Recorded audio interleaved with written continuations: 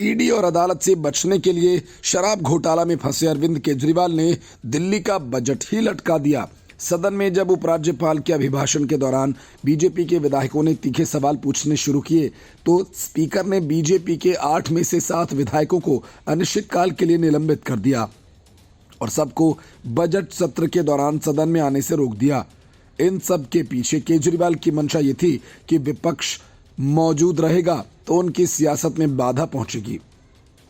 इसलिए सबको निलंबित करने के बाद केजरीवाल ने अपनी सरकार के समर्थन में प्रस्ताव पारित करवाया। विधानसभा का जमकर उपयोग ईडी, सीबीआई और बीजेपी के खिलाफ भाषण देने में किया, लेकिन इस बीच दिल्ली हाई कोर्ट ने आम आदमी पार्टी की सरकार को तगड़ा झटका दे दिया और बीजेपी विधायकों के निलंबन पर अस्थायी रूप से रोक लगा दी।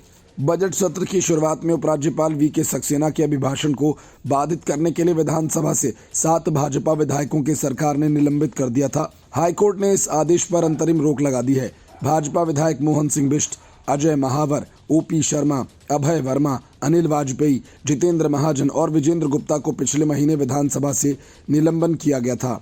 सदन की विशेषाधिकार समिति के मामले लंबित रहने तक उन्हें सस्पेंड किया गया था। विधायकों ने इसे हाईकोर्ट में चुनौती दी थी।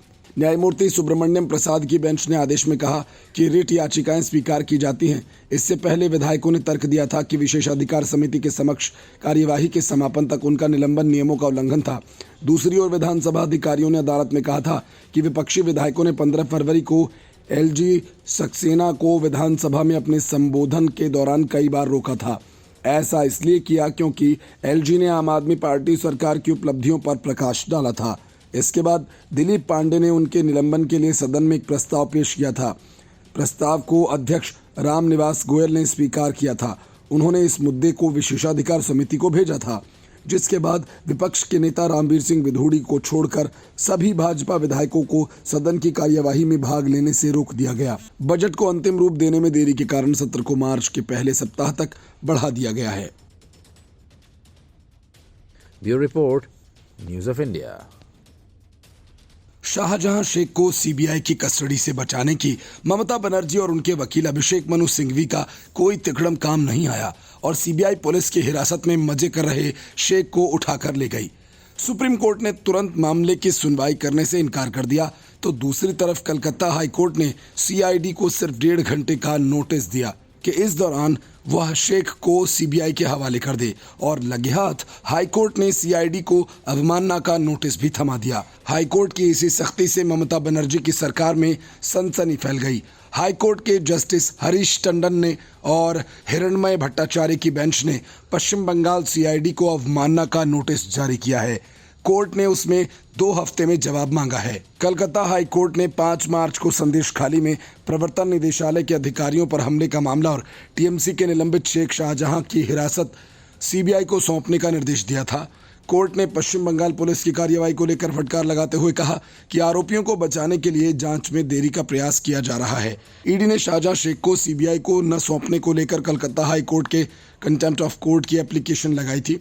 सीबीआई ने मामले की जांच अपने हाथ में लेने के लिए पश्चिम बंगाल पुलिस से संपर्क किया था। एजेंसी की एक टीम शाहजहां शेख को हिरासत में लेने के लिए अर्धसैनिक बलों के साथ कोलकाता स्थित सीआईडी कार्यालय पहुंची, लेकिन उसे हिरासत नहीं सौंपी गई थी। सीबीआई की टीम भवानी भवन स्थित सीआईडी मुख्यालय पहुंची थी और 2 घंटे से अधिक समय तक इंतजार करने के बाद शाम 7:30 बजे बिना लिए ही लौट गई। सीआईडी की ओर से कहा गया था कि संदेश खाली के नेता शाहजहां शेख को केंद्रीय एजेंसी को नहीं सौंपा गया क्योंकि पश्चिम बंगाल सरकार ने कोलकाता हाई कोर्ट के एक आदेश के खिलाफ सुप्रीम कोर्ट से अपील की है।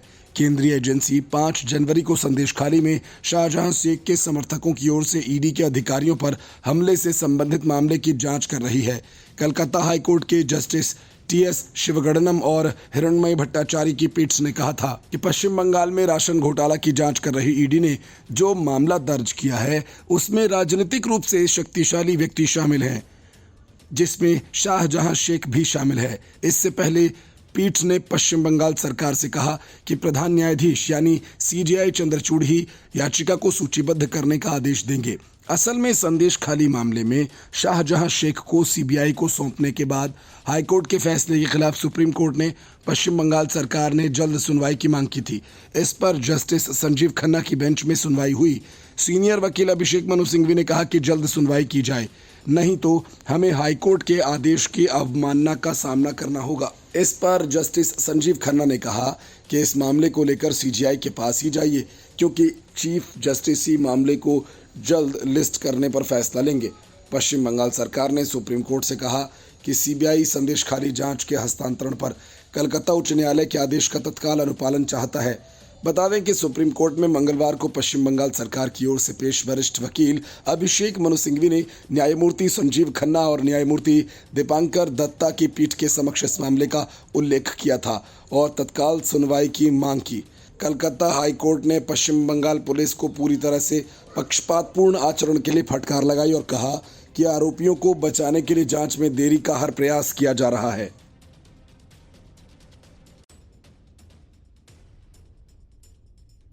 समाजवादी पार्टी के साथ गठबंधन करने के बावजूद कांग्रेस को उम्मीदवार तो छोड़िए, पोलिंग एजेंट तक के लाले पड़ गए हैं और जो उम्मीदवार चुनावी मैदान में उतरने की सोच रहे थे वे बीजेपी में शामिल हो रहे हैं। यूपी में कांग्रेस को ताजा झटका वाराणसी में लगा। वाराणसी से सांसद रहे राजेश मिश्रा भाजपा में शामिल हो गए। दिल्ली में रविशंकर प्रसाद और अरुण सिंह के सामने राजेश मिश्रा ने भाजपा ज्वाइन की। यूपी में कांग्रेस और सपा के बीच गठबंधन के ऐलान के बाद से ही वो नाराज चल रहे थे। अपनी नाराजगी को खुलकर व्यक्त भी किया था। पिछले लोकसभा चुनाव में कांग्रेस ने उन्हें देवरिया से मैदान में उतारा था। इस बार भी वो टिकट के दावेदार थे। कहा जा रहा है कि इस बार उन्होंने देवरिया के साथ ही भदोही से भी लड़ने की इच्छा जताई थी। माना जा रहा है कि भदोही से वे भाजपा के टिकट पर उतर सकते हैं। राजेश मिश्रा 2004 से 2009 तक वाराणसी के सांसद रहे। उन्होंने तब के कद्दावर भाजपा नेता और लगातार कई बार से सांसद रहे शंकर प्रसाद जायसवाल को हराया था। दिल्ली में भाजपा ज्वाइन करने के बाद राजेश मिश्रा ने कहा कि कांग्रेस में अपमानित किया जा रहा था। राजेश मिश्रा ने कहा कि मेरी कोशिश होगी कि इस बार वाराणसी लोकसभा सीट पर विपक्ष की जो प्रत्याशी हो उसको पोलिंग एजेंट नहीं मिलेगा। ये सौभाग्य की बात है कि मोदी जी वाराणसी के सांसद हैं। पूरी दुनिया में मोदी जी ने देश का नाम रोशन किया है। कांग्रेस अपने प्रदेश अध्यक्ष अजय राय को वाराणसी से मैदान में उतार सकती है। सपा और कांग्रेस के गठबंधन के बाद ही राजेश मिश्रा ने पार्टी नेतृत्व के खिलाफ मोर्चा खोल दिया था। यहां तक कहा था कि यूपी में कांग्रेस ने सपा के सामने सरेंडर कर दिया। गठबंधन में कांग्रेस को जो सीटें मिली हैं वहां पार्टी के पास उम्मीदवार भी नहीं है। उन्होंने कहा कि न्याय यात्रा में जातियों पर संबोधित करना गलत है। राहुल गांधी भारत जोड़ो न्याय यात्रा नहीं, भारत तोड़ो यात्रा कर रहे हैं। कई वरिष्ठ नेता पार्टी से नाराज हैं। उन्होंने दावा किया कि कांग्रेस का संगठन खत्म हो गया है। बूथ स्तर के कार्यकर्ता नहीं बचे हैं। पिछले 30 सालों में कांग्रेस की स्थिति काफी खराब हुई है।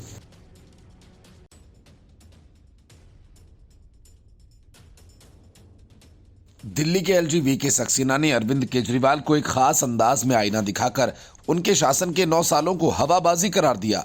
एलजी के इस सार्वजनिक हमले से अरविंद केजरीवाल तिलमिला उठे और बदहाल दिल्ली की तस्वीरों के लिए अफसरों को जिम्मेदार बताकर अपना पल्ला झाड़ लिया।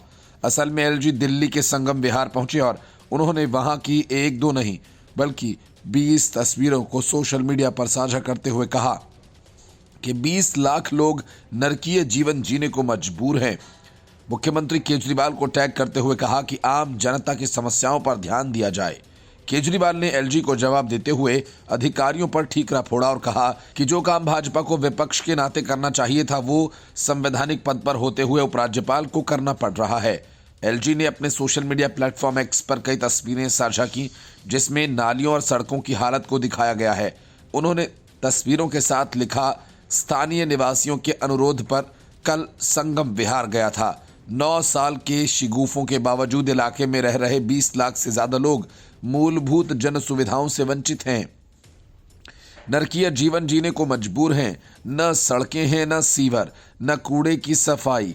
एलजी ने लिखा कि बेतरतीब लटकती बिजली की तारें खतरनाक हैं। ऊबड़ खाबड़ सड़कों पर मेरे सामने ही रिक्शा पलटा और एक महिला घायल हुई। उफनती नालियां, कचरे के ढेर और सीवर की बदबूदार पानी से भरी गलियां भारत की राजधानी में होंगी। देश की कल्पना नहीं कर सकता। देश इसकी कल्पना नहीं कर सकता। दिल्ली में आप सरकार की ओर से कामकाज रोकने के आरोप झेलने वाले एलजी ने कहा कि संबंधित सभी विभाग पूर्णतः दिल्ली सरकार के अधीन हैं और एमसीडी भी आपके तहत है। ऐसी ही स्थिति मैंने किराड़ी और बुराड़ी में भी देखी। एलजी ने सीएम अरविंद केजरीवाल को टैग करते हुए कई तस्वीरें साझा की। उन्होंने लिखा कि माननीय मुख्यमंत्री अरविंद केजरीवाल जी से अनुरोध है कि दिल्ली और दिल्ली की आम जनता की समस्याओं की तरफ ध्यान दें। आपकी जानकारी के लिए कुछ तस्वीरें संलग्न कर रहा हूं। मुख्यमंत्री अरविंद केजरीवाल ने कमियां बताने के लिए एलजी को पहले तो शुक्रिया कहा और फिर उन पर निशाना भी साधा। केजरीवाल ने कहा कि एलजी साहिब, मैं आपका शुक्रगुजार हूं कि आपने हमारी कमियां बताई। आपके इसके पहले आपने किराड़ी और बुराड़ी की कमियों को भी उजागर किया था। मैं अभी मुख्य सचिव को आदेश दे रहा हूं कि वो 7 दिन के भीतर इन सभी इलाकों की कमियों को दूर करे जो आप कह रहे हैं। वो काम विपक्ष को करना चाहिए था। सत्ता पक्ष की कमियां निकालना विपक्ष का काम है। दुर्भाग्यवश आज विपक्ष यानी बीजेपी 7 सांसद राजनीति से संन्यास लेने में व्यस्त है और 8 विधायक गहरी निद्रा में सोए हैं। यही कारण है कि दिल्ली की सत्ता पिछले 26 साल से बीजेपी से दूर है। इसलिए मजबूरी वश एलजी के संवैधानिक पद पर होते हुए भी विपक्ष की भूमिका आपको निभानी पड़ रही है। केजरीवाल ने अधिकारियों पर कार्रवाई की मांग करते हुए कहा कि यदि उनका नियंत्रण होता तो सख्त कार्रवाई करते। केजरीवाल ने कहा कि जो कमियां आपने बताई हैं, जिन अधिकारियों को ये काम करना था उन्होंने नहीं किया, उनके खिलाफ सख्त एक्शन होना चाहिए।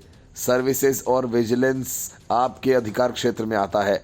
अगर ये मेरे अंडर होता तो मैं न केवल ऐसे लापरवाह अफसरों को तुरंत सस्पेंड करता बल्कि उनके खिलाफ एक्शन लेता। फिर कोई अधिकारी ऐसी कोताही करने की हिम्मत न करता। मैं उम्मीद करता हूं कि आप इन विभागों के सबसे सीनियर अधिकारियों को तुरंत सस्पेंड करेंगे और उन्हें मिसाल वाली सजा देंगे। Bureau report, news of India.